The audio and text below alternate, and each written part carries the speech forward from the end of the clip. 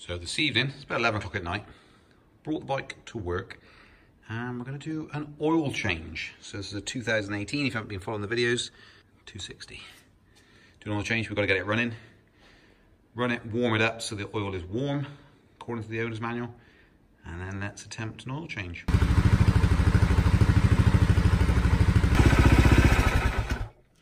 All right, should be warmed up. So if you're privileged enough to buy one brand new, or the previous owner has kindly kept the manual they would have had when it was new,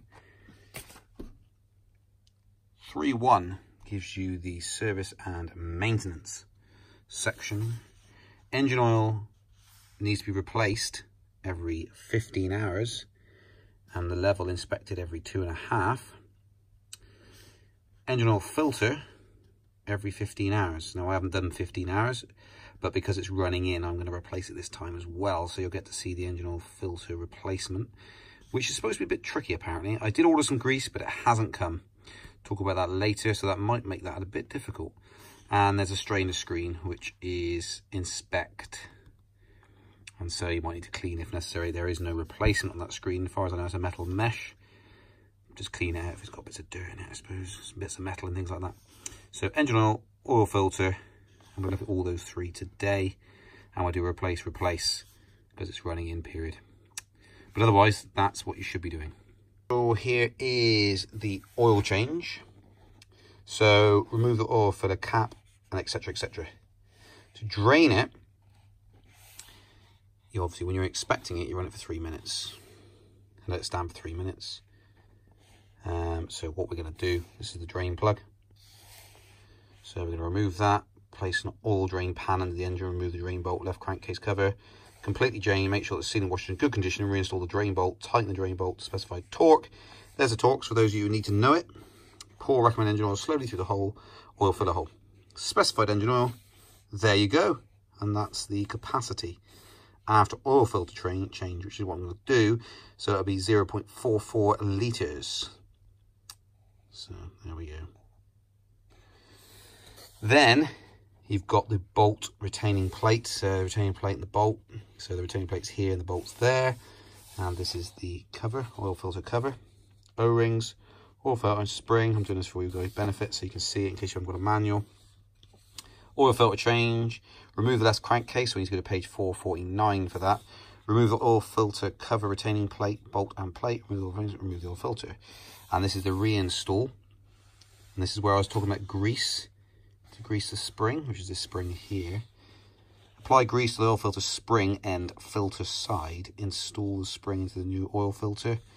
Install the new oil filter into the left crank with outside marking facing out. It says if you don't, you'll severely damage the engine. So I haven't got any oil, and as far as I know, that's a right pain to put back in, but we will find out. Try and find a substitute of some description.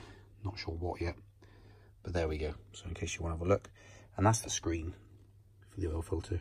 You can see pulling it out there, but you can probably pause if you wanted to pause the screen if you wanted to see anything on there. 449, so that's the page. Left crankcase cover, which is what we're removing.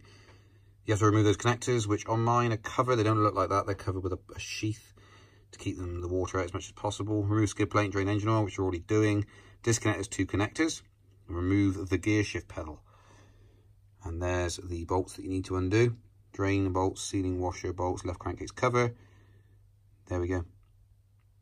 And it obviously says it's magnetically attached, so be careful during removal. Remove the left crankcase cover, gasket and dowel pins. So these are the parts I've got. So I've got a new oil pan. There's a drain pan there to drain the oil into. This is straight from Honda, where I bought the bike from. So this is the oil I am using. That's what they've recommended. It's 10W30. I've got the filter, brand new oil filter, and it does say outside there. You can see on the outside. Make sure we get that right way around. We've got for the drain bolt a new copper washer. Some of these things you may be able to reuse, but I bought them all new. And a gasket, brand new gasket, in case the other one tears. Now apparently you can grease these up and all sorts if you don't want to keep replacing this each time. So, but that's at your own discretion. I just bought a new one. Save all the hassle. It might rip, for instance, when I first take it off. So I've in fact I bought 2. So I've bought 2 lots, so I can do, I've got 2 filters, 2 of these and 2 of those. So I can actually do this again, because it seems to be quite a frequent thing. But let's get on with it. In case you're wondering, this is the bolt for the gear selector lever. So we've got to remove that as per instructions. Now I think that's an 8mm, but I haven't got an 8mm. But 5/16 fits, if you need to know that. But there we go. So you undo that, and hopefully that'll slide off the spline. It's been fairly straightforward. Will that slide out without me taking all the way out? Don't think so. There we are. Right, so it's probably worthwhile keeping an eye on that position. So what you could do is get a marker pen, and just, if you really wanted to, you just mark it up where the gap is, if you want to get exactly the right position. Now, these are the bolts for the underside. There's one that side and one that side, so they're Allen key fittings. And then you've obviously got your 2 big bolts on there, sockets on there if you want, spanner, whatever. Now, these apparently, if you do a lot of rock sliding, then these can grind out, and then you can't get an Allen key in there, and you can get titanium ones apparently. So it might be worth considering that if you're just getting the bike. As you can see, I have got some scuffs along here, so on the frame, but not damaged those yet. That's the back 2 bolts that are removed, it's loose. I've loosened these off, but I thought it was worth noting, obviously if you've warmed the bike up, don't forget this might be hot, and you're going to be putting your hand right there, either putting a socket on it or a spanner on it, or to hand untighten it or tighten it up. So just be careful of that and mindful of that. Worth also noting that those front ones were greased up. Well, one of them was, with quite a lot of grease. It's got a tiny bit of residue on it, that one. And another thing worth noting is clean your bike before you do it. Make sure it's spotless. What you don't want is a fill of dirt here and here and here, and you take this off and drop dirt in there. You're going to be wasting your time, aren't you, to be honest, replacing the oil to keep it clean. Make sure the bike is absolutely spotless before you start any work. So this was terribly dirty, but I spent a long time cleaning it because I knew I was going to be doing all the change. So now onto the oil drain. So is to remove the little dip tester, which actually, talking about dirt, it's got a bit of dust all over it, and then it's got a nice yellow spot there. From their inspection, when it was new, yours might not have that on it if it's old. So we're going to remove that out. That's what that looks like, if you want to know. Good. Oil looks nice and clean anyway, that's for sure. Put that somewhere where it's obviously not going to get really dirty. And then we're going to undo 12mm, undo this. I'll need both hands, I think. Can't do it with one hand, so I'll come back to you. So obviously this is torqued up. So this oil looks lovely. Doesn't look anything wrong with that oil. But let's drain it out as per manual. I hope this works. There she is, draining away. Now, obviously, this has been torqued up. This copper washer on there. I'm going to replace that with a brand new one. There is nothing in that. Nothing in it. Looks lovely. Put that aside as well. Drain that out. So we're going to drain it. Going to stand it upright as well. That'll help it drain a bit quicker because obviously on its side stand. So once that's all drained out, and we'll lean the bike on its side as well. I'll need 2 hands for that there, until all the oil is drained out, and then we'll proceed to take this crankcase cover off, and then drain out any remaining oil, and then sort the oil filter out.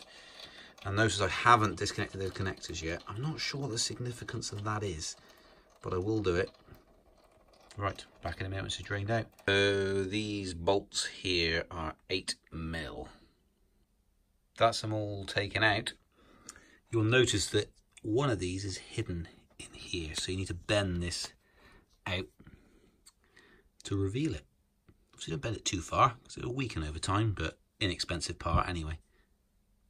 The other thing, when you're taking these out, if you've never done something like this before, lay them out in the order that you took them out. So I've taken the bracket off and put the bolts in there, because some of them are different sizes. Most of them are the same size, but there's the odd one that isn't, such as those two, that one. So lay them in the sequence so you know how they go back in on a clean floor.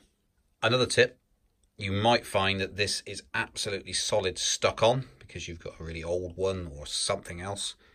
So you might need a rubber mallet to gently tap it to get it to break and come off.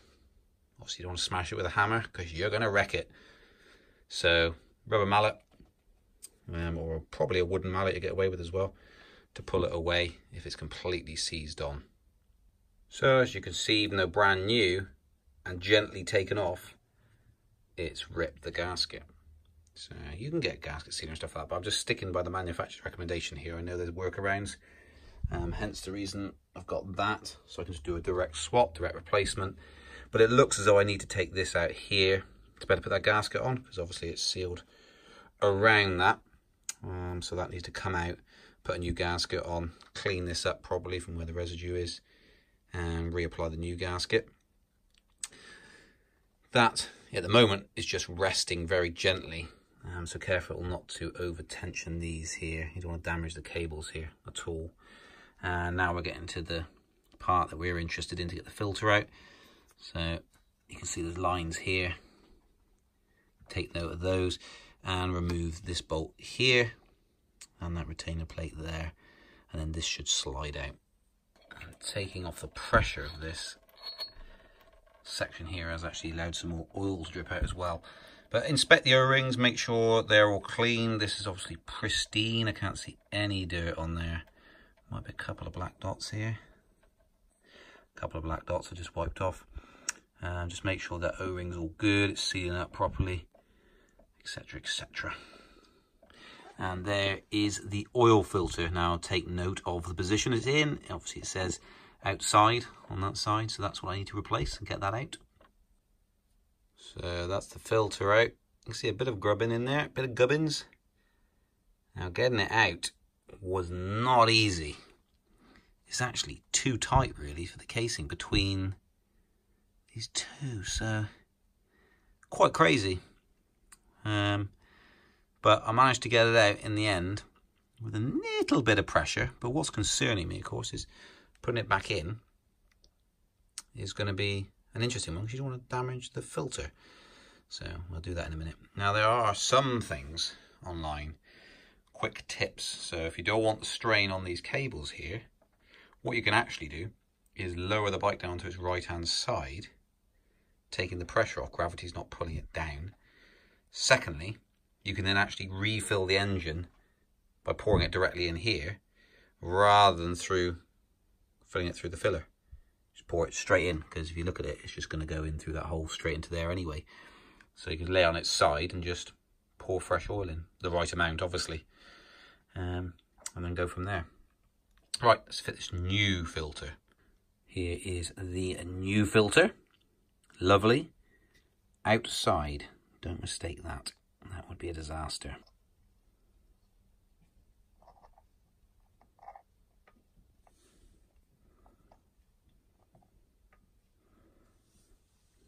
So you can see the tightness there. Look, see, it actually is wider. It gets trapped between that and the flywheel. So getting it in is a challenge, to say the least, and probably not one I can do one-handed. Incredibly tight. So turning it does nothing. You can't actually angle it in at any suitable angle where it actually, I'm just not sure now whether the spring's still in there or not. I need to check. No, so the springs come out. This is where the grease, you see, you need the grease, because that way the spring sticks. So I'm going to be struggling here for a few minutes while I try and get this to sit correctly. So that actually wasn't too bad. What I did was, when I was pushing it in, I got it nice and straight as I possibly could.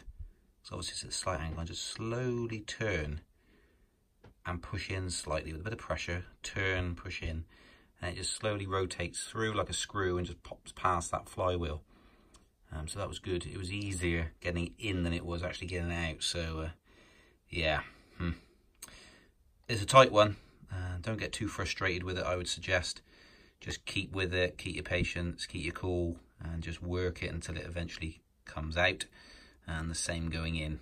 But coming out, you can be a little bit rougher, can't you? You don't want to damage the flywheel, scratch it. But you have got a used filter that you're going to replace. But getting in, you can't use really any force because you don't want to damage anything, do you? Filter cover is back on. Let's fit the oil filter cover. Now you need to put the retaining plate and bolt back in, which is stored safely here. So we need to put that back in. One-handed might be a bit difficult. You can always try, I suppose. You can only but try. Oh, yeah, I think I might be able to get to take. But there we go. And then that's going to hold this cover on, basically. Quick tip. By far, the biggest thing to do was take this gasket off. I have been cleaning this, making sure it's spick and span for the last 30 minutes. Making sure when I'm grinding the bits off, not grinding, I'm not literally using a grinder. I'm just using my thumbnail to get rid of the glue residue. When I'm doing that, I'm making sure no bits are falling in here, dropping into here, wherever. Just making sure it's all clean. So that's now done, cleaned off. So word of warning, try and keep the gasket intact if you can. I didn't have much choice, but yeah, be prepared to spend 30 minutes cleaning that down without getting any junk in, oh dear, without getting any junk into this casing. Because obviously you don't want bits of stuff sat in there, because that's going to mix around in the engine. Just lay on its side. I think it's probably a good tip. I haven't done it this time, but I am going to lay on its side to fill the oil up and then put the case on. So I'm going to lay on its side in a second, drop this case back on once I put the gasket on. Now I think the gasket will go on without having to disconnect any of this, but I'll just try that right now. Well, there she is on the side. And so I'm going to have a quick look at this screen. I'll pull that out. Let's have a quick look. Just have a quick look. Just make sure the end of your pliers are all clean. Just dab them there. I'm going to bite that. Make sure there's no hair on them or anything. So have a quick look. That should just slide out. Like so. Yeah. As you can see, there's little bits and bobs in there. So I'm glad I checked that. Might as well do that while I'm here, innit? Just quickly slide it out and slide it back in again. Right, I'll clean that off and put it back. So I'm going to be pouring this in. It's 0.44. If I could see these, that'd be good. So you've got 700 ml there, 600. So 500 would be half a litre. It's a 1 litre bottle. So it needs to be basically on the 6, just over 600 ml, 6.5 basically. So gently pour in and then recheck how much you're filling, unless you've got a measuring jug. Then you can use that and get the right amount and just pour it straight in. But don't overfill it. Okie dokie, that's filled up good and proper. And so we'll fit, we've got the dowel pin here, and we've also got a dowel pin to go in here, which it says remove. So I removed one, came out with the crankcase, so I'm going to put that back in there and refit the crankcase on cover. Well, that's all lined up. I'm going to make sure that dowel pin is lined up with that one, and when you're putting it on, be really careful when you're lining up that cover for the oil filler. It's got a, you don't want to pinch the O-ring and push it on there nice and level. Make sure it's actually seated correctly. And that has now sealed up around there. It looks all good to me. And so you put the bolts back in now. And the all-important drain plug, which is there. So she's back upright. It's all bolted in. Checking for leaks. And we have none. Nice and dry. That's just a shadow there. You wonder what that is. All done. Got to reinstall the dipstick, which I make sure is all completely clean. Put that in.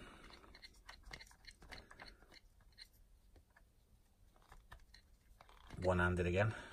Cack-handed more like. Right, put that in there. Now that should be run for 3 minutes, and then check the oil level.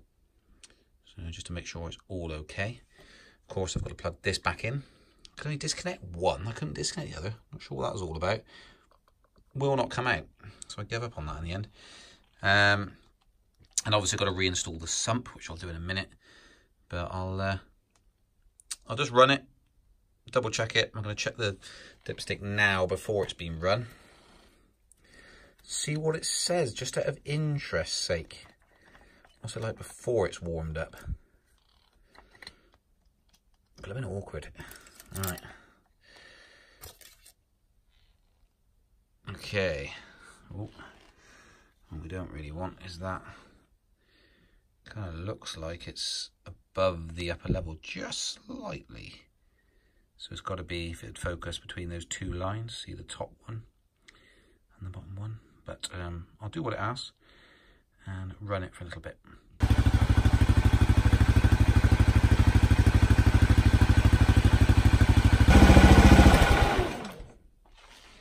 Right, and then leave to settle for 3 minutes and recheck the oil. Nice and warm. Lovely. We've got no oil leak still. It's all looking good. Nothing dripping off. Give it an all-round check. Nothing wrong with being thorough, is there, before you head out? Just to make sure. Yeah. So I'll check this, make sure everything's okay, and then I will put the sump back on. And then we're done. So as you can see, that oil level is spot on. It seems to run all the way up to basically the top marker. That one there, but it doesn't focus. So I can't show you the top line. So that's good. It's all done. So I'll put the sump back on and the gear lever, and job done. Well, there you go. I hope that has been helpful for you. Please like and subscribe and check out my other trials related videos. And hopefully that saved you some headaches. I would set aside, if it's your first time doing it, at least 2 hours to do this job.